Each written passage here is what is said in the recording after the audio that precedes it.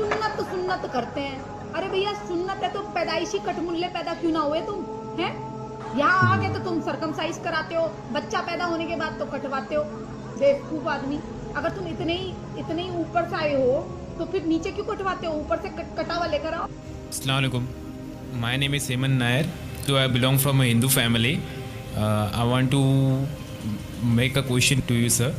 I would like to be a Muslim, but one question that always knock me is that, please pardon my words, sir. Actually, when you say that the world and the universe has been created by Allah, then why don't He give birth in a human foeticide with giving a khatna directly in the womb? And the second is that doing khatna is necessary for being a Muslim. Please, I hope that I'll be satisfied by your answer. भाई ने सवाल किया कि अगर खतना करना ज़रूरी है तो जब पैदा इंसान होता है उसी वक्त क्यों नहीं खतने के साथ पैदा होता है? अच्छा सवाल है। और ख़तना करना क्या ज़रूरी है, ये सवाल पहले पूछा गया था। भाई साहब, अल्लाह सुब्हाना व तआला अगर चाहता था तो उसके लिए आसान था कि जब बच्चा पैदा होता है लड़का तो उसका प्रेप्यूज़ खतने के साथ पैदा हो सकता था। लेकिन अल्लाह सुब्हाना व तआला, क्योंकि अल्लाह के रसूल ने फरमाया कि बच्चा पैदा होने के पहले ये prepuce, this prepuce acts as a protection. So medically जब बच्चा पैदा होता है this prepuce acts as a protection, तो मेडिकली अच्छा है, पॉइंट नंबर 1।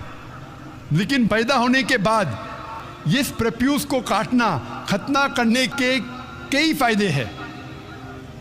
और इससे ये पता चलता है जब एक लड़का या आदमी की खतना होती है उसके बहुत कम चांसेस है to have cancer of the penis. Penis के कैंसर होने के चांसेस बहुत कम हैं।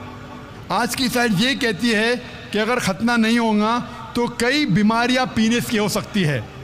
दे can B inflammation of the पीनस, कई बीमारियां हो सकती है। और आज साइंस ये भी कहती है कि जिस इंसान की बचपन में खतना होती है उसको एड्स के चांसेस कम है। लेकिन अल्लाह सुब्हाना व तआला ने क्यों इंसान को जब पैदा हुआ लड़का तो खतने के साथ क्यों नहीं पैदा किया? पॉइंट नंबर 1 मैंने कहा कि मेडिकली इट प्रोटेक्ट्स, जो प्रोटेक्शन नहीं रहेगा। और दूसरा, ये अल्लाह के रसूल की सुन्नत है। उनने कहा कि लड़के की खतना होना चाहिए। अल्लाह ताला देखना चाहता है कि आप उसके पैगाम पे अमल करते हैं क्या नहीं, उसके पैगाम पे अमल करते हैं क्या नहीं। मिसाल के तौर पे कई चीज़ अल्लाह ने बनाई। जहर, आप पूछेंगे कि जहर पीना हराम है, तो अल्लाह ने जहर क्यों बनाई? अल्लाह ताला ने कहा है कि आत्महत्या करना हराम है। अल्लाह देखना चाहता है कि आप उसकी तालीमात पे अमल करते हैं कि नहीं, उसके अहकामात पे अमल करते हैं कि नहीं। तो ये भी आपके लिए टेस्ट है कि do you follow the teachings of Allah and his रसूल और नॉट। बट खतना करना जैसा मैंने कहा फ़र्ज नहीं है, लेकिन करेंगे तो एक अहम सुन्नत है, आपके बहुत से फ़ायदे हैं। खूब ध्यान से। मेरा नाम अमर दत्त है और मैंने इस रमज़ान में इस्लाम कबूल किया है। मैं आपका बहुत बड़ा फैन हूँ और मैंने इस्लाम सच्ची नीयत और दिल से किया है। मेरा सवाल ये है जाकिर भाई कि इस्लाम कबूल करने के लिए खतना कराना ज़रूरी है या नहीं?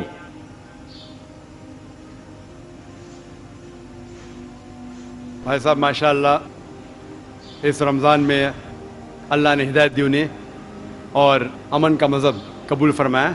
मैं दुआ करता हूँ अल्लाह सुब्हाना तआला से कि आपकी इंशाअल्लाह जद्दोजहद को कबूल फरमाएँ, इस दुनिया और आखिरत में भी इंशाअल्लाह आप सफलता पाएंगे। आपका सवाल था कि जब गैर मुस्लिम बनता है, इस्लाम कबूल करता है, तो खतना करना ज़रूरी है कि नहीं? खतना करना जब एक इंसान मुसलमान बनता है तो फ़र्ज़ नहीं है लेकिन सुन्नत मौक़दा है। फ़र्ज़ नहीं है लेकिन सुन्नत मौक़दा है, यानी बहुत अहम सुन्नत है। It is recommended. क्यों? क्योंकि कई वजह है।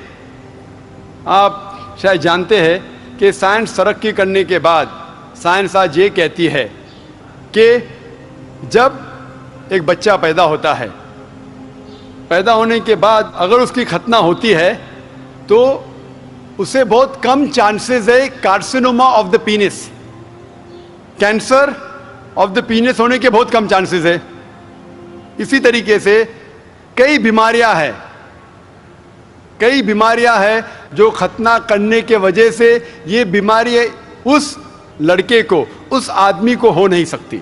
मिसाल के तौर पे there is the prepuce which is there, उसके वजह से वो जिप में अटक सकता है, they can be problem with it.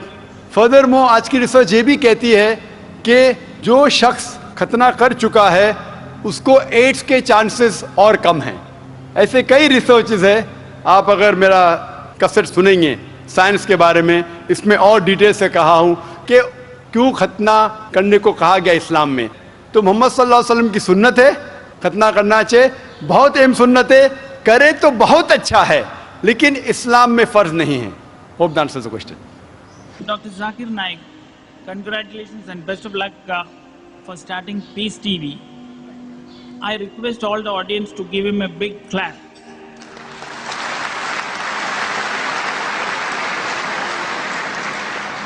My question is, why is it imperative to circumcise in Islam? The brother posed the question, is it imperative, is it compulsory to circumcise in Islam? Is it fard? Whether it's not fard in Islam, it is a sunnah. It's sunnat-e-muakkada, highly recommended sunnah. It is mustahab. It is mustahab in Islam to circumcise. It's not a fard, but there are various reasons for that. I, being a medical doctor, we can give a talk only on why circumcision should be done, but it's a question and answer time. I'll just give you a few points. Today, science tells us that if a man is circumcised, he has less chances of having carcinoma of the penis, of having cancer of the penis. Less chances, negligible chances. If you're not circumcised, there are chances.